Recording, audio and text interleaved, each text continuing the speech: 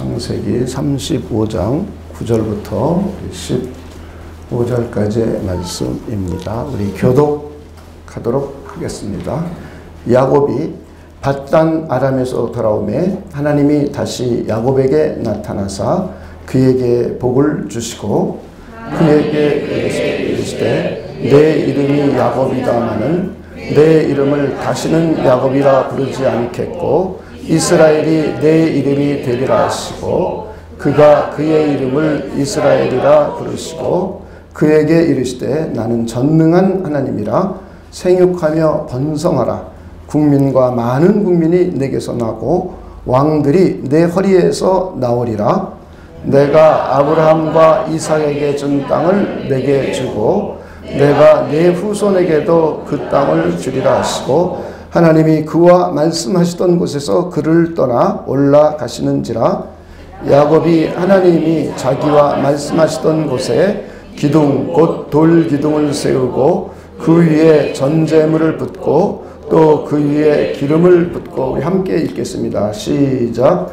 하나님이 자기와 말씀하시던 곳의 이름을 베델이라 불렀더라. 아멘.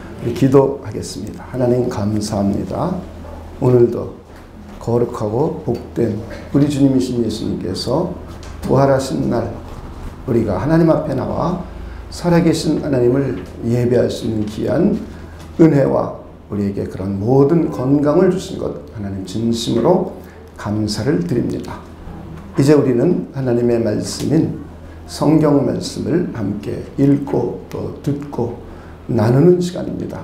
하나님의 성령께서 우리와 함께 해주시고 또 우리에게 은혜를 베풀어 주셔서 하나님의 큰 은총을 우리 영혼에 흘러 넘치도록 하나님께서 역사하여 주시옵소서. 감사를 드리며 예수님의 이름으로 기도나이다. 아멘.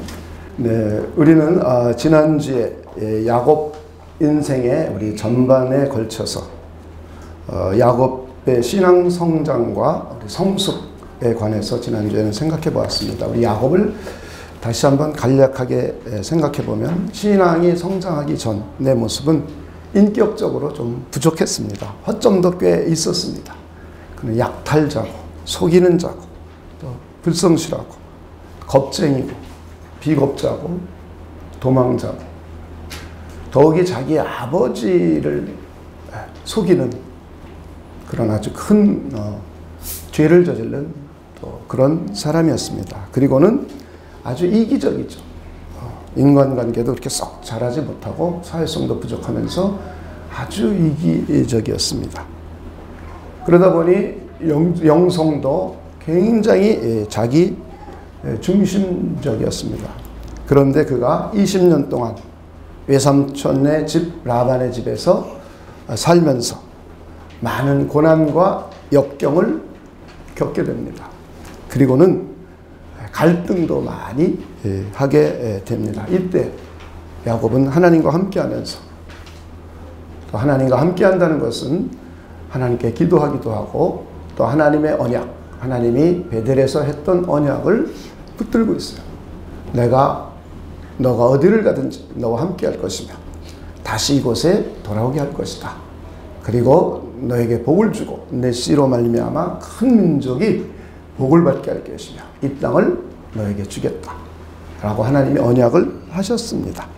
그러면서 이 말씀을 붙들고 또 기도하면서 그 어려운 고난과 역경 가운데 하나씩 그의 인격이 성숙해져 가고 또 사람들과의 관계, 타인을 배려하는 사람으로 타인을 용납하는 사람으로 변화가 일어납니다. 그리고는 그의 영성도 자기중심적이요 이기적인 영성에서 하나님의 뜻을 생각하고 하나님의 나라를 생각하고 하나님의 의를 생각하고 또한 하나님에 대한 신뢰와 믿음이 그런 세월 속에서 아주 성숙해져 있음을 우리는 지난주에 보았습니다. 그리고 오늘 우리가 읽은 본문은 그가 신앙이 성장하고 그 신앙의 성장과 성숙에 의해서 그의 인격도 성숙해져 있고 그리고 그가 하나님의 뜻을 이루고자 타인과의 관계도 아주 성숙해져 있는 그를 오늘 하나님이 그에게 다시 베델에서 나타나셔서 그를 축복하시고 또 그의 인생을 크게 사용하시는 내용입니다. 하나님이 그에게 복을 주고 그의 이름을 야곱에서 이제 영원히 이스라엘이라 부르겠다. 이스라엘이란 이름은 그의 12 아들이 이제 이스라엘 각 지파의 조상들이 됩니다. 그리고 이스라엘이라는 이름을 부여받게 되고 아브라함에게 있었던 믿음, 그것이 이삭에게 전수되었고 이삭에게 전수되었던 믿음이 야곱에게 완전히 전수되어서 야곱을 통해서 그의 후손들을 통해서 하나님의 뜻을 이루어 가시는 귀하고 귀한 하나님의 사람으로 크게 쓰임받는 야곱이 됩니다. 이렇게 야곱은 그의 신앙이 하나씩 하나씩 성장돼 가고 또 그의 인격도 하나씩 하나씩 성숙되어 감을 우리는 성경을 통해서 볼 수 있습니다. 오늘은 우리 그리스도인들의 신앙 성장 과정에 대해서 한번 생각해 보려고 합니다. 우리 그리스도인들도 신앙이 항상 어린애와 같은 신앙, 항상 어린애와 같은 인격, 항상 어린아이와 같은 자기 이기심에 가득 차 있는 그런 우리 신앙인으로부터 출발하더라도 하나씩 하나씩 성장하고 성숙해서 우리의 신앙도 하나님이 기뻐하시는 신앙으로 우리 성장해 가기를 원합니다. 그래서 먼저 우리 그리스도인들의 신앙의 단계를 4가지로 한번 생각해 보려 합니다. 그리고는 두 번째, 우리는 신앙이 성장하고 성숙하기 위해서 우리가 무엇을 해야 될지 이렇게 크게 한번 생각해 보도록 하겠습니다. 우리 그리스도인들의 신앙 성장과 또 성숙되어가는 과정은 크게 보면 4단계로 나눌 수 있습니다. 처음에는 거듭 태어나는 단계입니다. 거듭남. 두 번째는 거듭 태어난 후에 그의 믿음과 그의 신앙과 그의 신앙생활이 남을 의존하면서 남의 도움을 통해서 멘토라든가 목회자라든가 혹은 구역장들의 도움, 공동체 다른 이들의 도움을 받으면서 신앙이 하나하나씩 성장해가는 의존적인 신앙생활의 단계. 이게 가장 초등 단계일 것 같아요. 그러다가 이 신앙이 점점 성숙해서 자기 스스로 주도적으로 자기 신앙과 신앙생활을 갖게 되는 단계. 그리고는 마지막 4번째 단계는 하나님의 뜻을 이루기 위하여 또 하나님의 신령한 인격을 자연스럽게 소유한 그가 서로 상호 도와주고 협력하고 상호 의존하면서 하나님의 뜻을 함께 이루어가는 단계. 이렇게 4가지 단계로 한번 생각해 볼 수 있습니다. 그래서 첫 번째 단계, 우리 거듭남에 대해서 한번 생각해 보려고 합니다. 우리는 거듭남이라는 말은 다시 태어남, born again, 하늘로부터 다시 태어남, 하나님께로부터 다시 태어남, 이런 의미입니다. 요한복음 3장에 보면 니고데모라는 사람이, 이는 유대인의 관원입니다. 상당히 율법을 가지고는 상당한 수준에 있었던 사람이에요. 근데 그가 예수님을 만나서 하나님의 나라에 대해서, 어떤 사람이 하나님의 나라에 갈 수 있으며 어떤 사람이 하나님의 나라를 볼 수 있는지 질문을 합니다.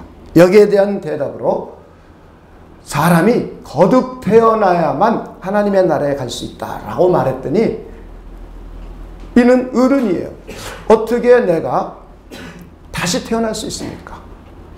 나는 이미 어머니 뱃속에서 태어나서 성인이 되었는데, 나이가 먹고 어른이 되었는데 성인이 된 내가 어떻게 어머니 뱃속에 들어가서 다시 태어날 수 있습니까? 라고 질문했더니 예수님께서 물과 성령에 의해서 영적으로 다시 태어나야만, 그래야만 하나님의 나라를 볼 수 있고 하나님의 나라에 갈 수 있다고 말씀하고 있습니다.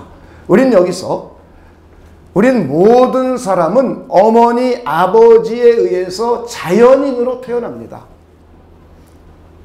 자연인으로 태어난 사람은 그 누구도 하나님의 나라에 갈 수 없고 하나님의 나라를 볼 수 없고 하나님의 백성이 될 수 없다는 거예요.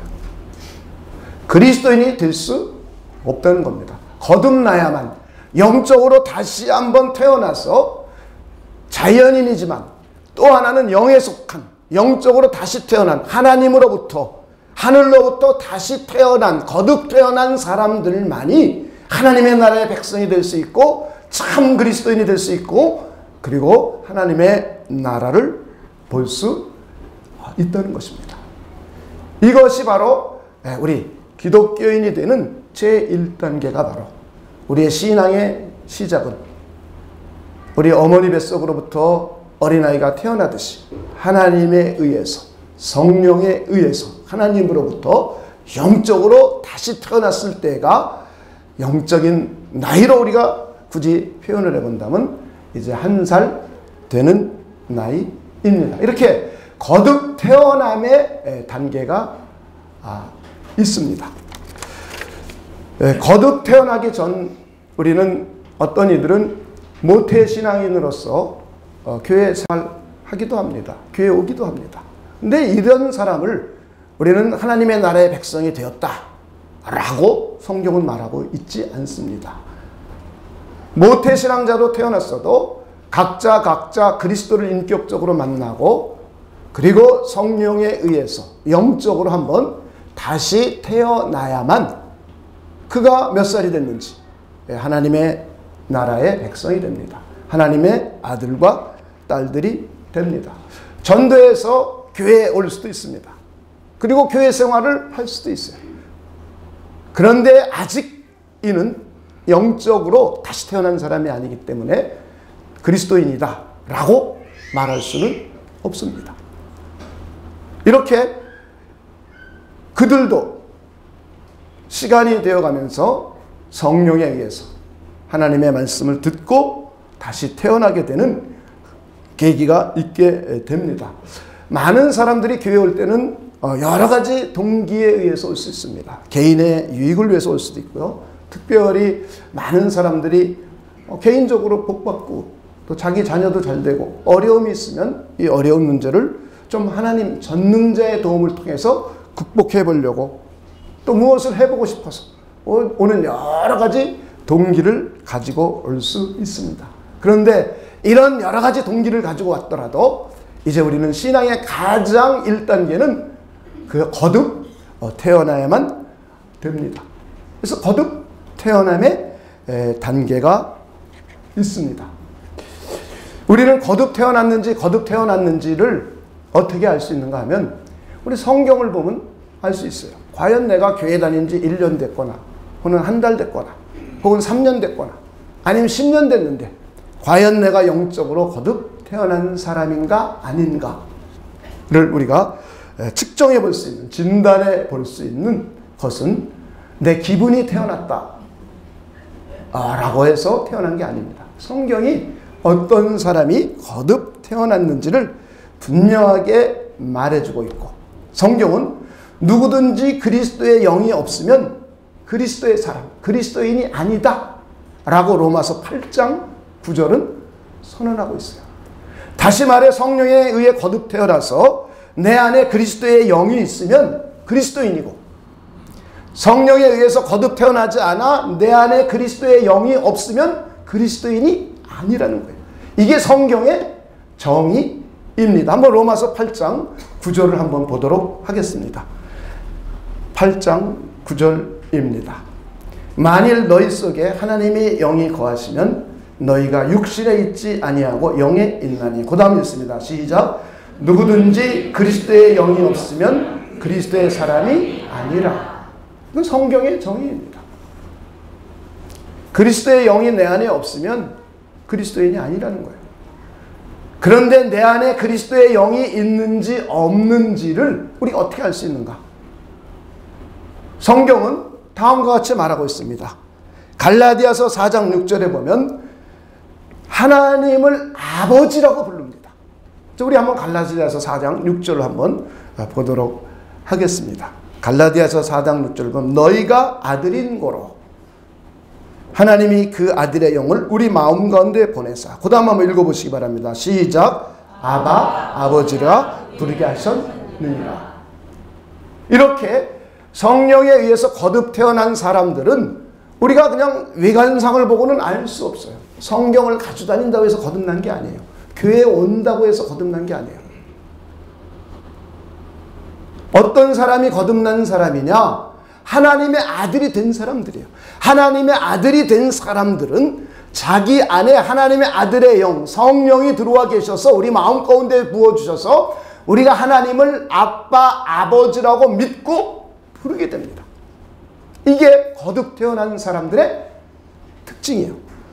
두 번째는 예수를 주님이라고 불러요. 고린도전서 12장 3절에 보면 성령으로 아니하고서는 예수를 주시라 시인할 수 없다 그랬어요. 성령으로 말하는 사람들은 예수를 저주할 자라, 예수가 무슨 구원을 해주느냐, 예수님이 십자가에 피 흘려 죽은 것이 무슨 우리의 죄를 사해 주느냐, 예수님이 무슨 부활하느냐, 부활이 어디 있느냐, 이런 이야기를 해요.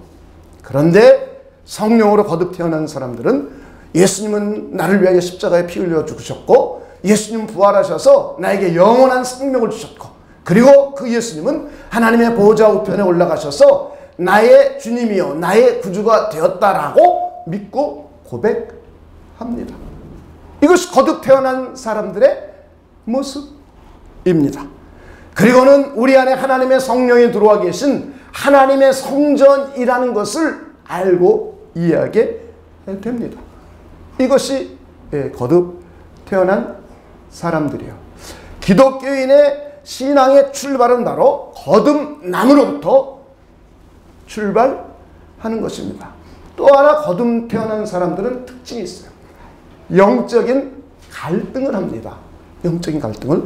우리 한번 갈라디아서 5장 17절을 한번 보도록 하겠습니다. 신약성경 309페이지 보면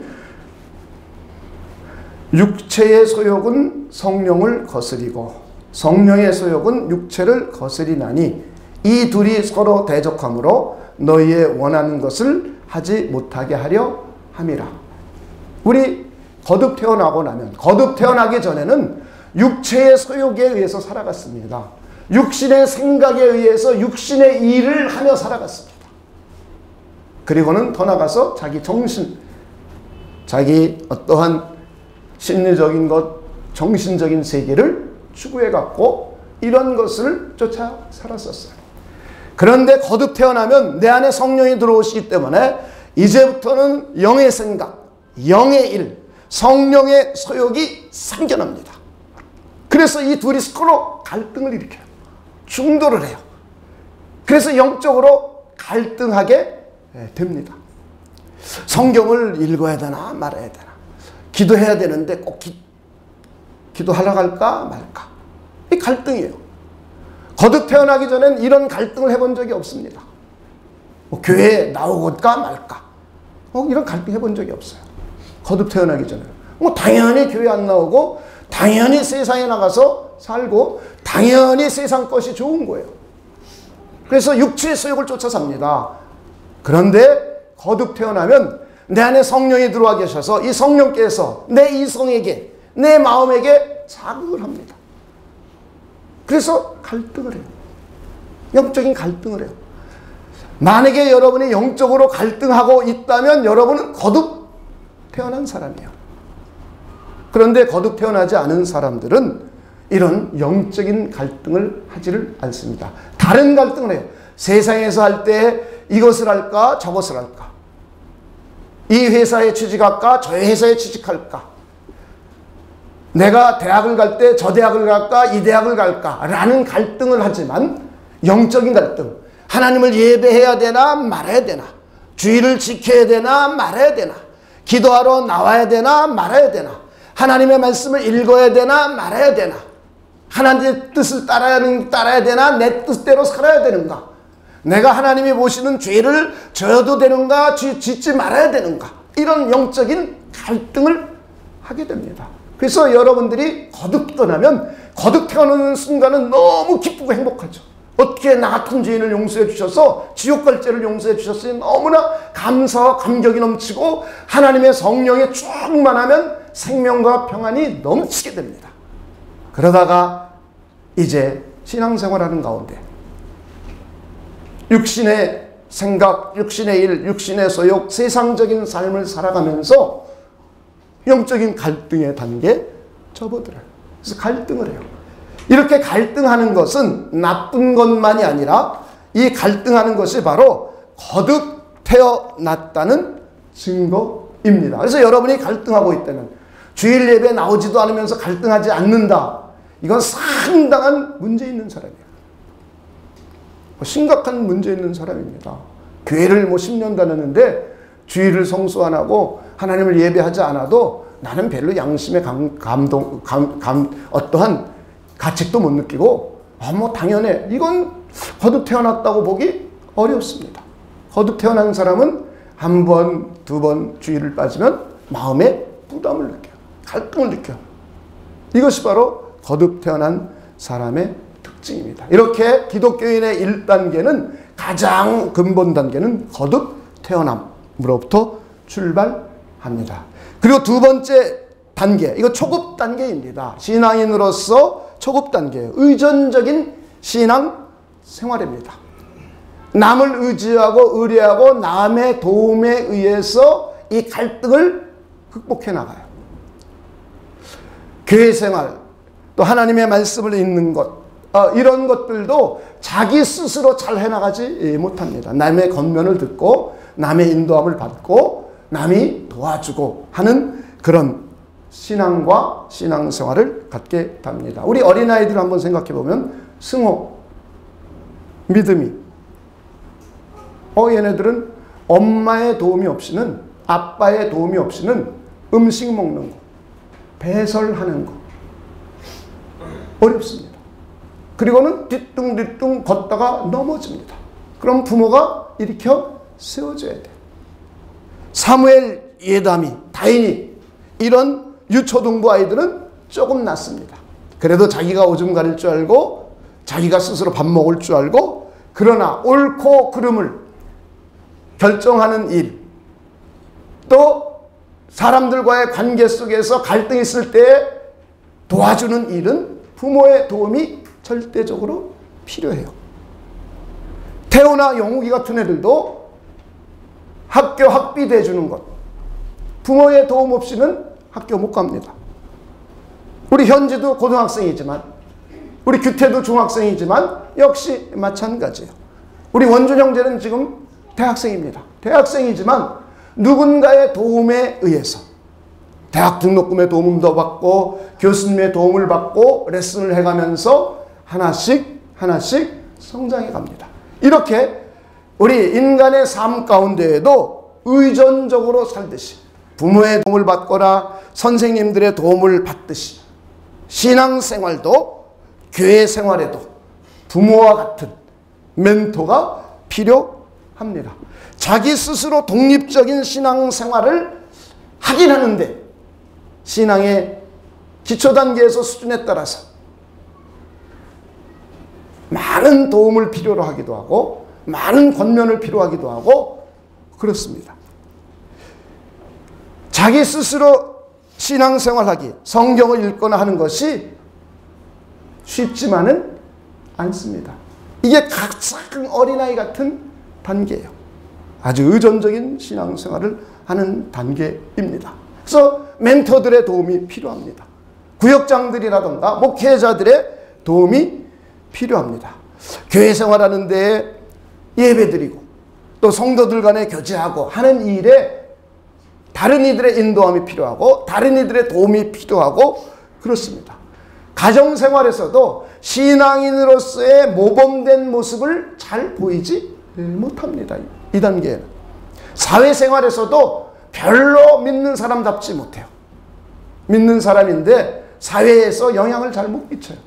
믿는 사람인지 안 믿는 사람인지 잘 분별이 안 되기도 합니다. 성경 읽거나 기도하는 데에도 자기 스스로 잘 못해요. 그러다가 조금씩 신앙이 성장돼 가면서 성경을 자기 스스로 보기도 하고 또 기도 훈련을 받으면서 기도를 조금씩 하기도 합니다. 외부 환경의 영향으로 사업이라든가 재정이라든가 인간관계 이런 영향에 의해서 믿음이 휘청휘청 흔들립니다. 시험에 들기도 합니다. 내면의 갈등에 의해서 자기 중심을 잘 못 잡기도 합니다. 심지어는 죄에 빠져들어서 아주 올무에 걸려 하나님과 점점 멀어지기도 합니다. 이런 단계가 바로 가장 두 번째 단계로서 태어나고 난 후에 영적으로 하나님에 의해서 태어나고 난 후에 이들이 스스로 독립적인 신앙생활을 하기 전까지의 모습입니다. 이렇게 의존적인 것도 아주 매우 의존적인 단계예요. 승호나 믿음이나 예담이 이런 아이들처럼 상당히 의존성이 높습니다. 그리고 규태라든가 현지 이런 경우는 의존성이 보통입니다. 그러나 원준 형제라든가 이런 사람들은 의존성이 낮죠. 의존성에 의해서 얼마만큼 타인을 의지하고 자기 스스로가 아닌 타인을 의지하면서 교회 생활하고 또 사회생활하고 가정생활, 신앙인으로서의 그런 모습을 보이느냐가 의해서 우리는 가장 근본적인 두 번째 단계, 초급 단계 신앙인의 모습입니다. 이때 신앙의 특징은 상당히 자기중심적이고 이기적인 신앙생활을 합니다. 이 신앙이 가정과 사회생활에 별로 영향을 끼치지 못하는 단계입니다. 야곱의 아마 처음의 모습이 그런 모습이었어요. 그러다가 이제 세 번째 단계인 중급 단계로 성장해 갑니다. 조금씩 성장해 가면서 이때는 독립적이며 자기 스스로 주도적인 신앙생활을 하게 됩니다. 그래서 제일 먼저는 독립적인 신앙생활의 단계에 들어서게 돼요. 멘토의 도움 없이도 자기 스스로 독립적으로 신앙생활을 어느 정도 잘 해 나갑니다. 성경 읽는 것에 대한 필요성을 느낄 뿐만 아니라 자기 스스로 성경 읽기도 계획하기도 하고 기도 생활도 합니다. 이것이 많은 변화가 일어났죠. 이것이 바로 독립적인 신앙생활 중급 단계에 들어서기 시작하는 것입니다. 외부 환경의 영향력 때문에 생기는 내면의 갈등으로 힘들어할 수 있어요. 그런데 이 힘든 것을 과거에는 타인의 도움에 의해서 타인이 위로해주고 타인이 격려해주고 타인이 인정해주고 하면은 조금씩 극복해 나갔지만은 이제는 이런 갈등을 힘들지만 자기 스스로 기도하고 자기 스스로 하나님의 말씀을 붙들고 하면서 극복해 나갈 수 있는 역량이 함양되기 시작합니다. 그리고 이런 것이 점점 많아져요. 그리고 꼭 필요할 때는 멘토에게 도움을 요청하기도 하고 공동체에 도움을 요청하기도 하면서 자기 스스로 독립적으로 어느 정도 해결해 나갑니다. 그리고는 신앙과 신앙생활에 안정감이 생기기 시작합니다. 그전에는 안정감이 없습니다. 들쑥날쑥하고요. 기분 내키면 교회 오고 그렇지 않으면 안 오고 세상 놀러 갈 일 있으면 놀러 가고 그리고 성도들 간에 좀 갈등 생기면 안 와버리고 이렇습니다. 그런데 스스로 독립적인 신앙생활의 단계에 들어서면 그런 것에 영향을 받죠. 받기는 받지만 이런 영향을 자기 스스로 잘 극복해 갑니다. 하나님의 말씀에 비추고 또 기도하면서 조금씩 극복해 나가고 신앙생활에 많은 안정감이 생겨 나갑니다.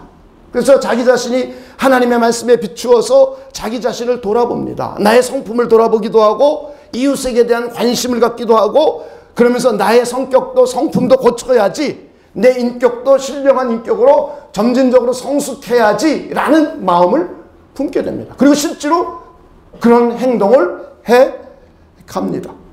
그래서 신앙생활에 가정에 영향을 끼치기도 하고 직장생활에 신앙인으로서의 영향력을 조금씩 끼쳐 나갑니다.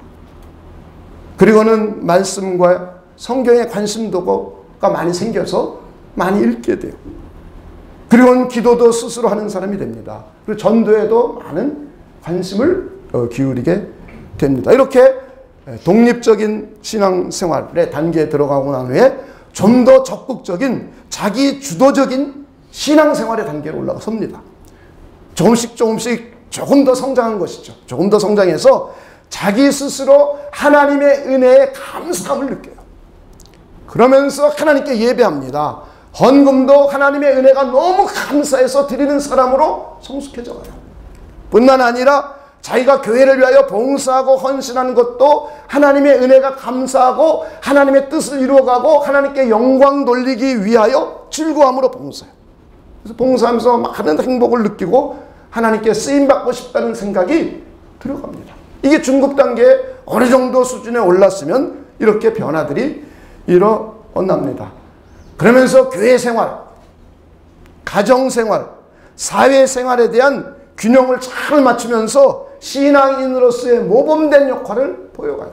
아빠로서의 역할, 가장으로서의 신앙인의 모습, 또 직장인으로서의 신앙인의 모습이 그를 보면 이제 서서히 보이고 실제로 그런 신앙생활을 하게 됩니다. 저는 여러분들이 그런 분들 되시길 주님의 이름으로 축원을 드립니다.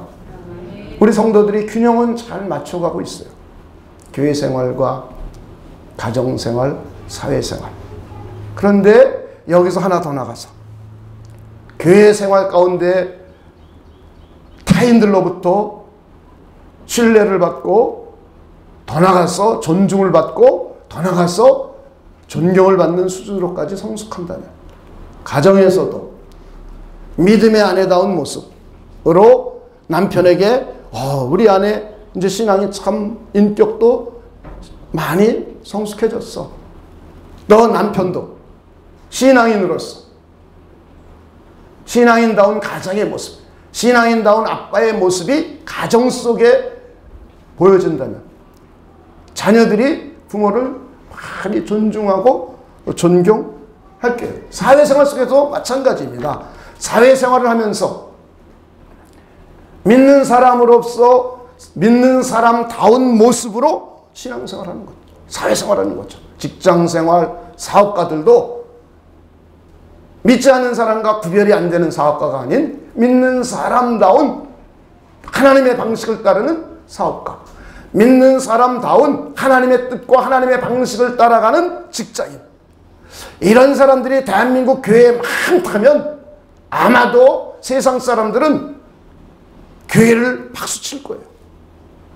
이렇게 어느 정도 신앙이 성장되고 성숙되어서 그나 이런 정도 자기 주도성을 가지고 신앙생활을 할 정도의 신앙인들이 한국교회에 많다면 정말 믿지 않는 사람들이 교회에 많은 찬사를 보낼 겁니다.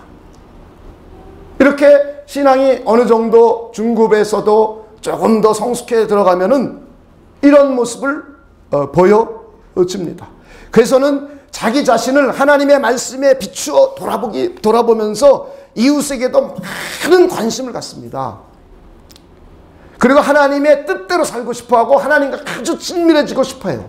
그래서 성경도 자주 읽습니다. 규칙적인 성경을 읽습니다. 규칙적인 영적 생활을 합니다. 기도 훈련도 아주 어느 정도 잘 되었습니다. 과거에는 자기만을 위해서 기도하고 그리고 자기 가족만을 위해서 기도했다면 이제는 타인을 위해서 기도할 뿐만 아니라 교회를 위해서 기도하고 국가를 위해서 기도하고 더 나아가서 하나님의 나라와 하나님의 의와 하나님의 뜻과 하나님의 영광이 이루어지기를 위하여 기도해가는 아주 성숙된 단계로 접어들기 직전의 모습입니다. 그리고는 자기 스스로 성경을 보면서 자기 삶을 날마다 돌아보며 회개하면서 회개 생활도 잘해요. 자기가 죄를 지은 것도 잘 깨닫고 하나님 앞에 회개하고 이런 아주 성숙한 신앙인의 모습이 됩니다. 자기 인격 성숙을 위해서 자기가 잘못한 것, 자기가 부족한 것에 대해서 회개할 줄도 알고 타인에게 사과할 줄도 알고 그리고 기도하면서 하나님의 도움으로 자기 인격을 점진적으로 성숙해가며 인격의 변화도 상당히 많이 일어났습니다. 타인에 대한 생각, 타인을 배려할 뿐만 아니라 타인을 세워나갑니다. 자기만 쓰는 것이 아니라 타인을 세워가요. 타인의 부족함을 덮어주고 타인을 세우고, 그러면서 멘토의 역할도 서서히 할 수 있는 역량으로 세워져 갑니다. 그리고는 공동체에 큰 관심을 갖습니다.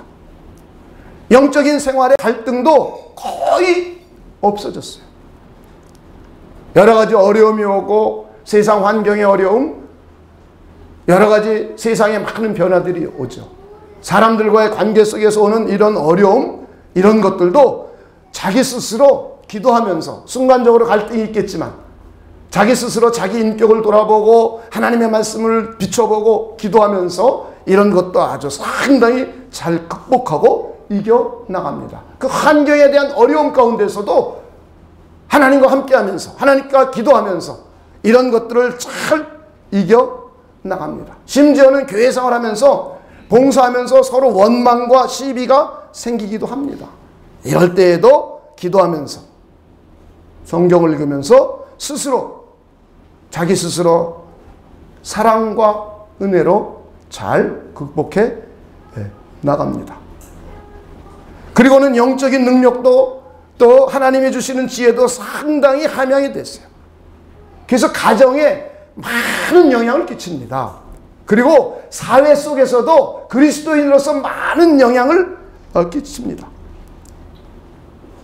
그리고는 좀 더 성숙해서 교회와 하나님의 나라를 위해서 봉사하면서 적극적이고 주도적이면서 리더십도 잘 발휘해 갑니다. 이타적인 신앙인에서 성숙이 되어 가지고는 남들을 많이 배려하고 생각하고 공동체를 많이 생각할 수 있는 사람으로 성숙해져 갑니다. 우리 교회가 이런 사람이 많다면은, 또 한국 교회가 이런 사람이 많다면은 참 좋을 것 같아요. 우리 옆에 분에게 이렇게 성장하시길 바랍니다. 한번 인사를 해주시죠. 신앙은 성장하고 성숙해가는 거예요. 신앙의 성장과 성숙이라는 것은 하나님에 대한 신뢰와 하나님에 대한 믿음과 하나님의 뜻을 따르는 것뿐만 아니라 그걸 위해서 인격에도 상당히 성숙해져 있는 것입니다. 인간관계 속에서도 상당히 성숙해져 있어요. 타인을 배려하고 그들을 세워가고 그들에게 용기를 주고 그들이 하나님의 뜻을 잘 따를 수 있도록 지도할 수 있는 지도력까지 생겨나갑니다. 그리고는 네 번째 단계, 마지막 우리 고급 단계에 오면 상호 의존적입니다. 주도성이 뛰어날 때에는 남들과 시비하면서 원망하면서 갈등이 있을 수 있어요. 이거의 초기 단계는 많은 갈등을 일으킵니다. 그런데 이 갈등 해소 능력이 많이 부족해요. 그런데 이 주도적인 신앙생활에서 많이 성숙해져 가면 이런 갈등을 별로 안 일으킵니다. 그리고는 더 나가서 서로 협력하고 도와주면서, 서로 도와주면서 하나님의 뜻을 함께 이뤄가고 하나 되기를 힘써 하나님의 뜻을 위하여 나아가는 아주 성숙되고 성장된 단계로 이루어갑니다. 인격적 성숙과 관계성의 성숙도 자연스럽게 몸에 배어 있어요. 자연스럽게 몸에 배어 있어서 그의 성품이 많은 노력을 안 해도 자연스럽게 신령한 성품, 신령한 인격으로 변화가 일어났어요. 오래 참을 줄도 알고, 인내할 줄도 알고, 남을 포용할 줄도 알고, 남을 사랑할 줄도 알고, 이런 성품으로 변화가 일어났어요. 그리고는 나보다 신앙이 어리거나 그런 분들을 많이 포용하고 그들을 위하여 기도하고 그들을 신앙생활을 잘 할 수 있도록 도와주고 격려해주고, 또 가정에서도 역시 아내는 아내로서 남편은 남편으로서 서로 협력하여서 가정의 믿음과 가정생활과 자녀 양육까지도 함께 믿음의 방식으로 세워나가는 단계로 상당히 자연스럽게 성숙되어 있습니다. 그래서 사도 바울은 에베소서 4장을 통해서 권면하고 있어요. 너희가 부르심을 입은 부름에 합당하게 행하라. 하나님의 부르심을 받은 사람답게 합당하게 하라. 그거는 모든 겸손, 온유, 오래 참음, 사랑 가운데서 서로 용납하고 평안에 매는 줄로 성령이 하나게 되게 하신 것을 힘써 지키라. 이렇게까지 사도 바울은 권면해주고 있습니다. 한번 그 성경을 한번 보도록 하죠. 에베소서 4장 1절입니다.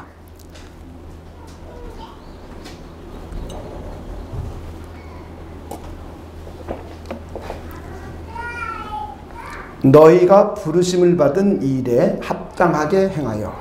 그러니까 사도 바울이 권면해 주는 거예요. 내가 주 안에 갇힌 내가 너희를 권하노니. 바울이 감옥에 있을 때예요. 바울의 신앙도 상당히 성숙해져 있는 단계입니다. 바울도 역시 초창기에는 까칠했습니다. 마가 요한이 1차 전도 여행 때에 순종하지 못하고 중간에 탈락해서 갔어요. 이때 마가 요한을 사도 바울이 완전히 제거해 버립니다.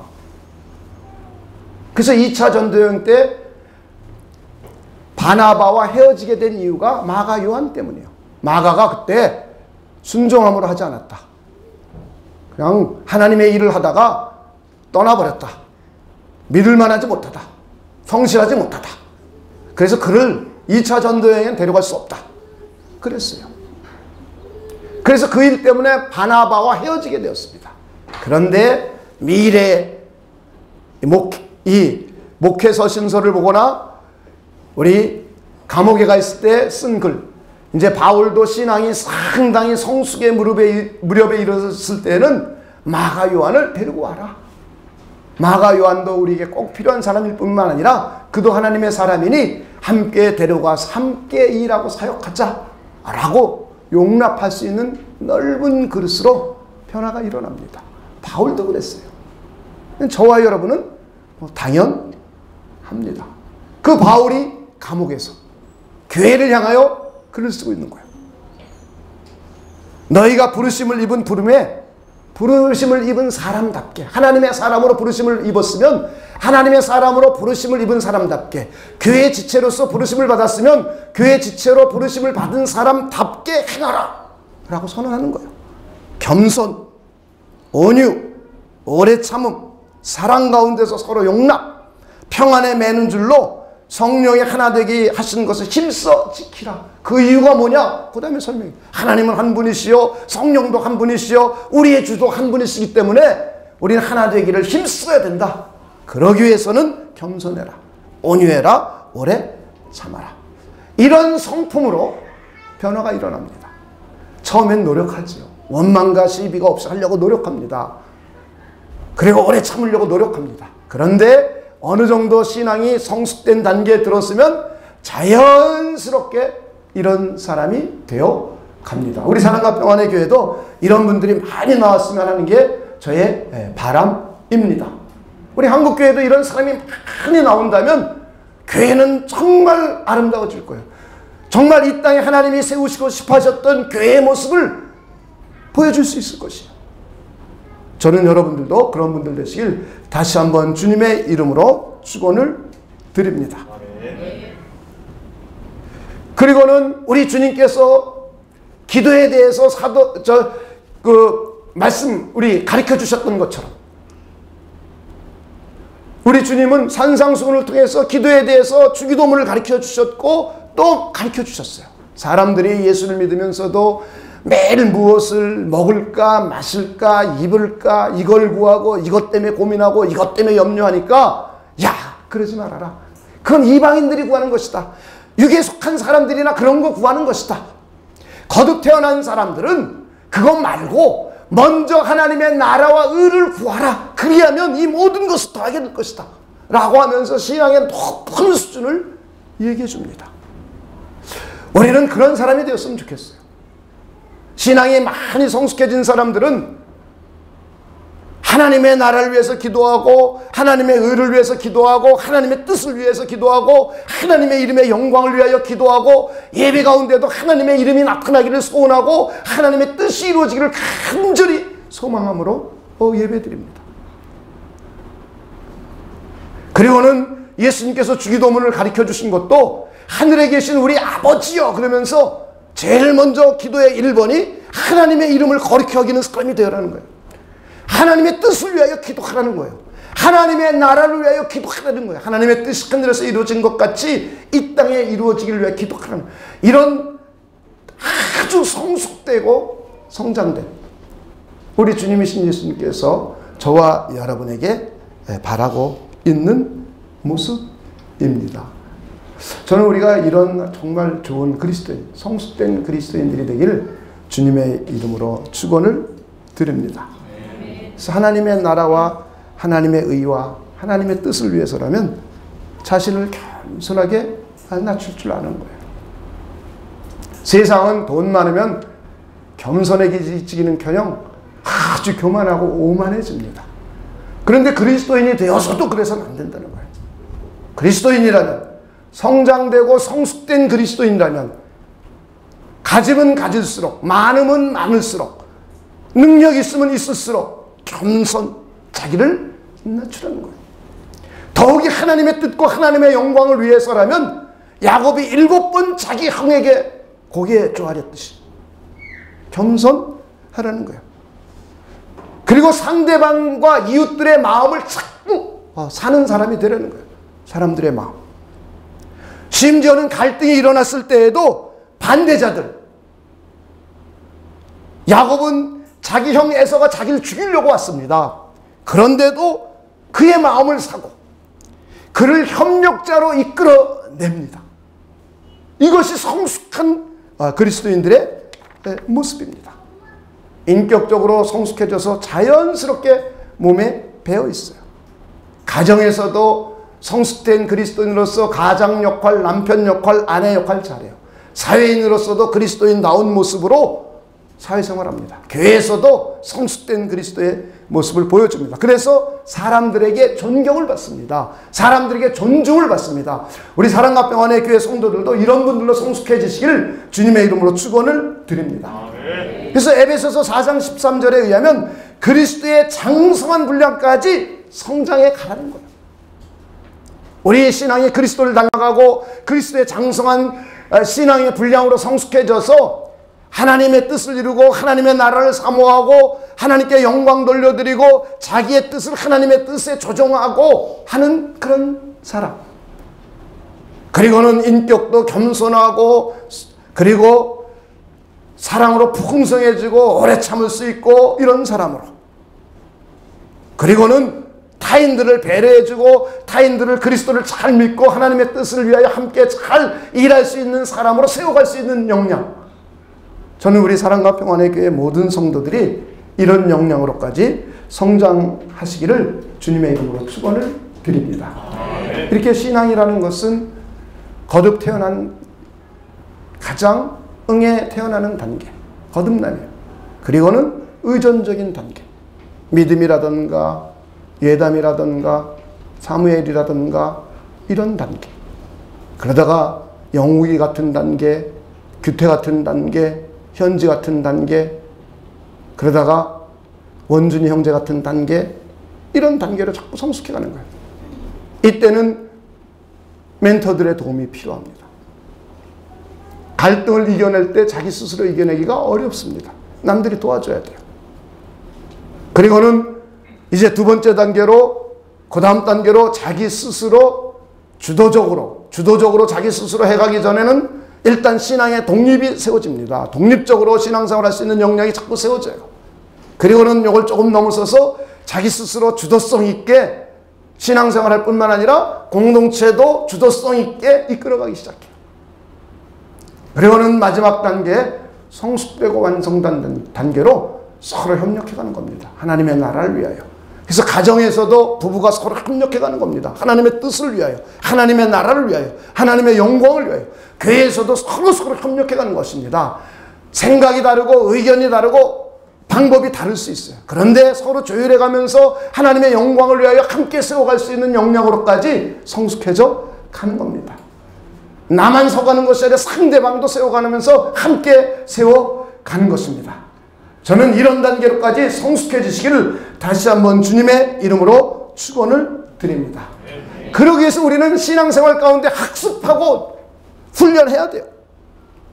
훈련이 없이는 불가능한 일이에요. 하나님의 말씀과 기도를 통한 경건 훈련을 매일매일 조금씩 해가야 됩니다. 그런데 이것만 가지고는 안 돼요. 하나님의 말씀과 기도를 통하여 경건 훈련뿐만 아니라 실제 자기 삶 속에서, 자기 삶 가운데에 하나님의 말씀과 기도를 통해서 갈등을 극복해 나가고 어려움을 극복해 나가고 힘든 것을 극복해 나가면서 하나씩 그걸 통해서 인격도 성숙해 가고 하나님과 친밀해지고 하나님을 신뢰하고 믿는 믿음이 점점 자라나가고 그리고 하나님이 내 인생을 확실하게 함께하면서 이끌어간다는 믿음이 분명해지기 시작합니다. 하나님과의 친밀도의 관계예요. 지금은 내가 어려운 형편이지만 하나님이 나와 함께하면서 이 어려움을 극복하게 해줄 걸 믿게 돼요. 그러면서 기도하면서 같이 나갑니다. 할렐루야. 우리 삶 자체가 우리의 신앙과 우리의 인격과 우리의 사회성이 하나님의 신령한 인격과 하나님의 신령한 공동체성으로 사회성으로 성숙해가는 무대라는 거예요. 무대. 이 세상 자체가 우리가 신앙을 성장해가는 좋은 무대라는 거예요. 부부싸움을 할 수도 있고 부부간에 갈등할 수도 있습니다. 공동체 구성원들 간에 갈등할 수도 있고 다툴 수도 있습니다. 사회생활을 하면서 서로 이견이 생겨서 다툴 수도 있습니다. 그런데 신앙의 수준이 높은 사람들은 하나님의 은혜를 통하여 극복해 갈 수 있는 능력이 생겨나가요. 말씀과 기도를 통하여 자기를 돌아보고 상대방을 세워줄 수 있는 사람으로 변화가 일어나요. 그를 위해 축복하고 기도해주고 자기가 오히려 머리를 숙이기도 하면서 서로 화해하고 화합하고 하나님의 뜻을 이루어 가려는 마음으로 변화가 일어납니다. 그리고 실제로 그럴 역량을 갖추게 돼요. 언어의 변화가 일어나요. 생각에도 변화가 일어나요. 행동에도 큰 변화가 일어납니다. 이것이 바로 우리의 신앙이 성숙해진 사람들의 모습이요. 성숙해져 가기 위해서 우리가 교육하고 훈련하고 학습하고 훈련하고 하는 일이 하나님의 말씀과 기도를 통해서 경건을 훈련해가고 삶의 현장 속에서 교회 생활 속에서 가정생활 속에서 사회생활 속에서 여러 가지 갈등과 고난과 어려움과 시련과 이런 것을 하나님과 함께하면서 하나씩 극복해 나가면서 하나님에 대한 신뢰성, 하나님에 대한 신뢰도가 높아지고 하나님의 뜻을 따르려는 사람으로 성숙해져 가고 자기 가정을, 교회를 자기가 일하고 있는 이곳에서 하나님의 뜻을 나타내려는 사람으로 성장해 가고 이런 사람들로 성장해 갑니다. 우리는 저와 여러분이 그런 분들 되시길 주님의 이름으로 축원을 드립니다. 말씀과 기도로 경건 훈련을 하시기를 부탁을 드립니다. 삶의 현장 속에서 학습해 나가고 훈련해 나가시기를 주님의 이름으로 축원을 드립니다. 삶의 현장이 없이는 신앙 성장이 안 돼요. 인격 성장이 안 돼요. 인격 성숙이 안 돼요. 삶의 현장 속에서 갈등하고 부딪히면서 성장해가고 성숙해 갑니다. 그래서 여러분이 삶의 현장 속에서 부딪히는 것을 두려워하지 않기를 주님의 이름으로 축원을 드립니다. 오히려 삶의 현장이 나의 성숙의 무대, 성숙의 장이요, 성숙의 훈련장이라는 그런 생각을 가져주시기를 주님의 이름으로 축원을 드립니다. 옆에 분에게 우리 신앙의 성장을 위하여 함께 노력합시다. 할렐루야. 기도하겠습니다. 하나님 감사합니다. 우리는 신앙이 매일매일 조금씩 성장되어 가고 성숙되어 가기를 소망합니다. 하나님께서 우리를 인도하여 주시옵소서. 우리가 하나님의 말씀인 성경과 기도 생활을 통하여 경건을 훈련해 가고 삶의 무대에서 가정생활, 사회생활, 교회생활 가운데 하나씩 우리 인격이 성숙해 가고 지혜로워져 가고 인간관계도 성숙해져 가고 하나님에 대한 신뢰도와 믿음이 생겨져 나가고 하나님의 뜻과 영광을 위하여 가정을 세워가고 교회를 세워가고 사회생활도 할 수 있는 우리 모두가 되도록 하나님께서 우리를 축복하여 주시옵소서. 갈등을 두려워하지 않게 도와주시고 환난과 어려움을 두려워하지 않고 하나님과 함께하면서 극복할 뿐만 아니라 신앙의 성숙의 무대가 되도록 우리 모두를 축복하여 주시옵소서. 감사를 드리며 예수님의 이름으로 기도하옵나이다. 아멘.